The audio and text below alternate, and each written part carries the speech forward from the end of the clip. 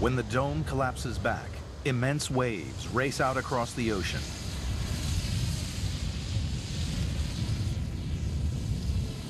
Just 3 feet high and over 60 miles from front to back, the waves travel at a blistering speed.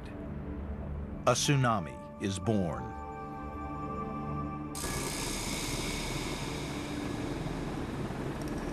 The energy heaved up the sea floor.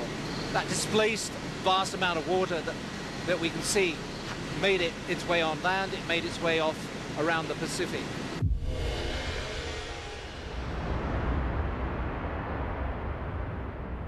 One side of the wave takes off across the Pacific.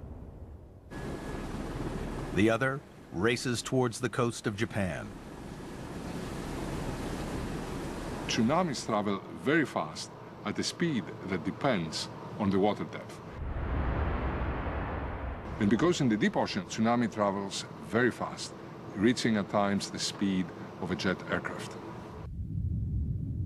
Traveling at over 500 miles per hour, the wave takes just minutes to reach the coast. Here, the shallower seafloor slows down the front of the wave. The wave's fast-moving rear races in. It soon catches up with the front. The increasing pressure pushes the seawater up into a rising swell. 3 miles from shore, a Japanese Coast Guard crew witnesses the growing wave.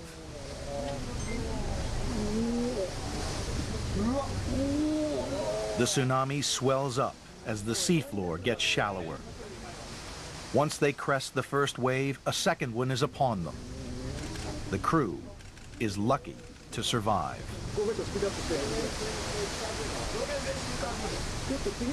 Near the coast, the swell becomes a breaking wave. It piles up. A wall of water races toward shore. The very first thing that seems to have happened is that the sea left the land, and some of the footage we've seen shows a huge shoreline being exposed. And then the tsunami built up offshore, and the dynamics of the wave carried it inland. Probably a cubic kilometer of water just splashed landward and kept going until it ran out of steam.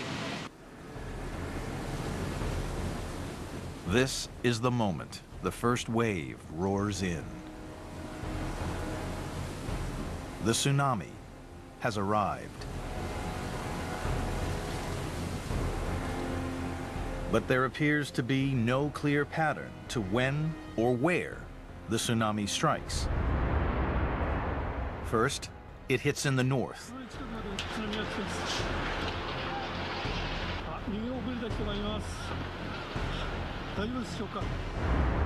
Then in the south.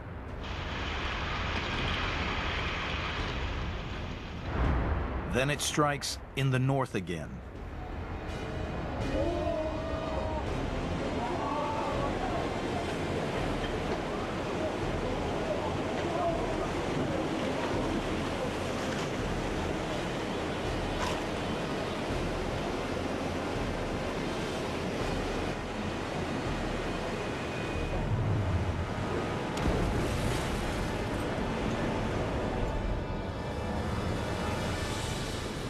The height and intensity of the wave varies dramatically from town to town.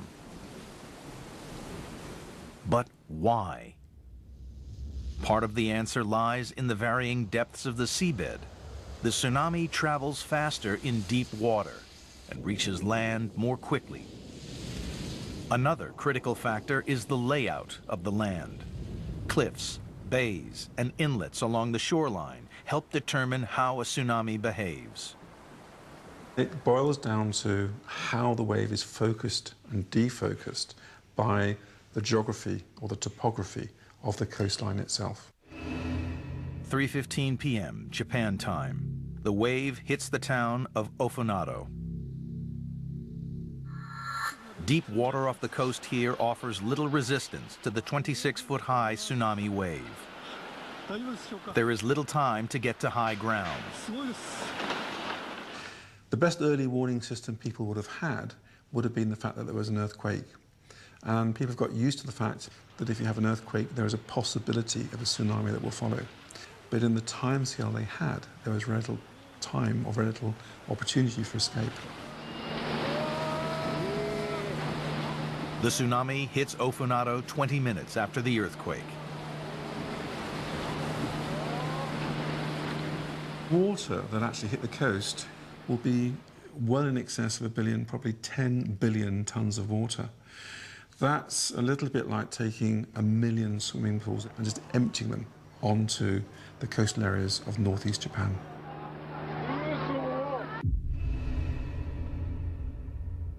"15 minutes later, the tsunami hit Sendai, 70 miles south of Ofunado.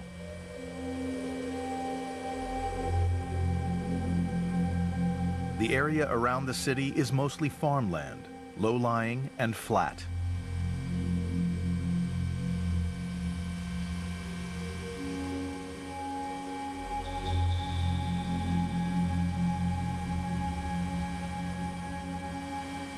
The airport here is overwhelmed in minutes.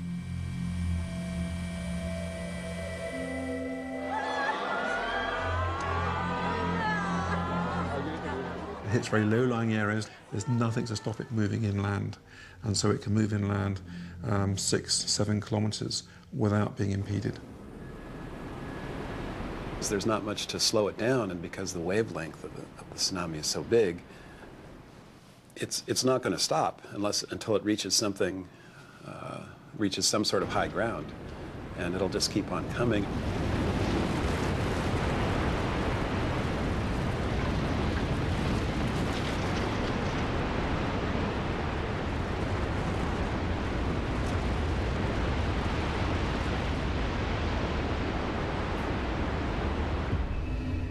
Next, the wave slams the Miyako coast, 110 miles north of Sendai.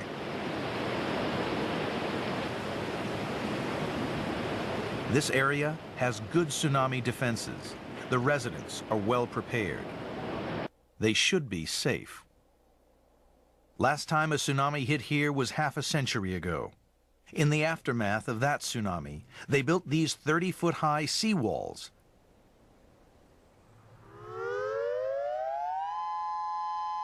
Tsunami drills are a regular feature of life. Everyone knows what to do when the sirens sound.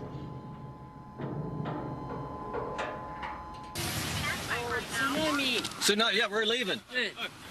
Where do we go? Go to the hill. On March 11th, the sirens sound. The tsunami is minutes away. You hear the sirens? There's a hill outside of town that we're going to try to get to. Confusion rules. Some search for high ground. Some aren't sure what to do. Well, it's a precautionary measure, but I mean, you know, you never know. This town has a lot of history with tsunamis and a lot of death from it, so they're taking it pretty seriously, obviously. The warning saves the lives of some.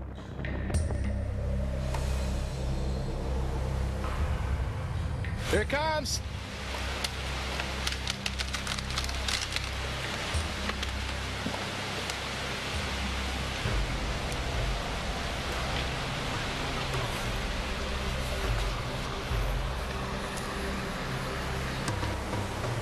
The tsunami easily breaches the coastal defenses.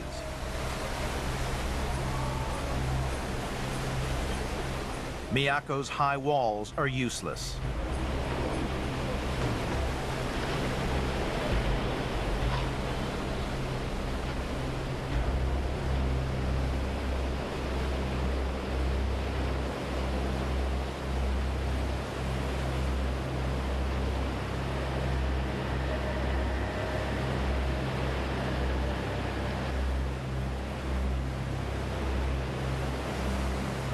The tsunami is 30 feet high. So why did the 30-foot-high walls fail?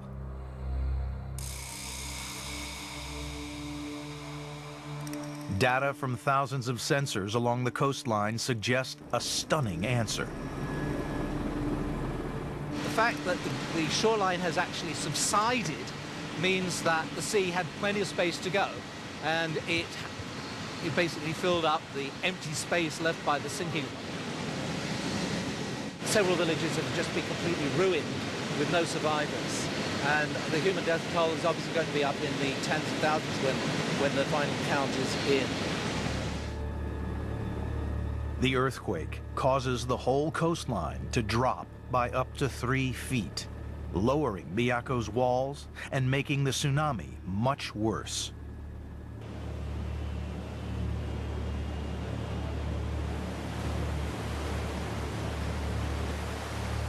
All along the coast, this sudden drop in the height of the land puts towns in danger.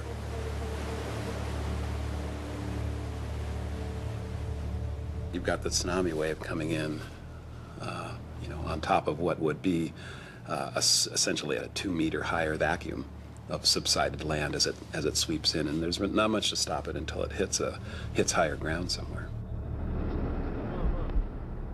Fukushima's shut-down nuclear power plant is exposed.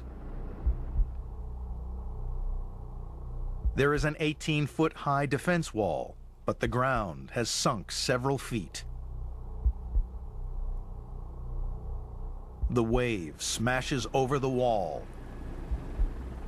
and floods the diesel generators cooling the reactor cores. Japan, as part of its normal defenses against tsunamis, has along its shoreline a tsunami wall, and this wave of water was several times that height and just blew right past it.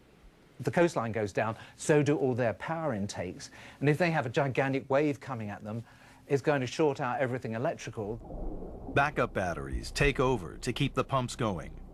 Batteries with just an 8-hour charge.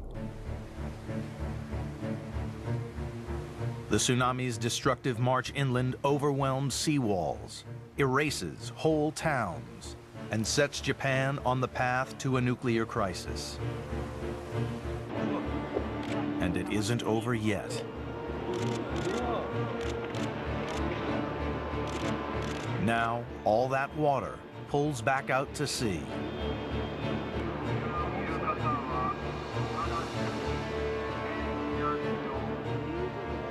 Huge suction as the wave retreats and drags the debris it's created on the way in, the cars, the lorries, the buses, the trains, the buildings, the people. And so they're sucked back out into the ocean. From miles offshore, the ocean is a churning mass of currents. Huge whirlpools form. Boats like this are no match for its power. Sadly, I think many thousands of people would have been dragged out to sea. And I suspect, tragically, we're going to find bodies washing up along the coast of Japan for some months to come.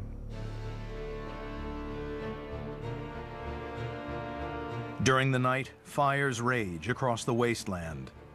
Oil from factories and natural gas from ruptured lines set hundreds of square miles of debris on fire.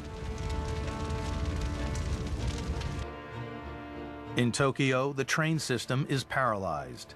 Millions sleep in offices and wait for dawn.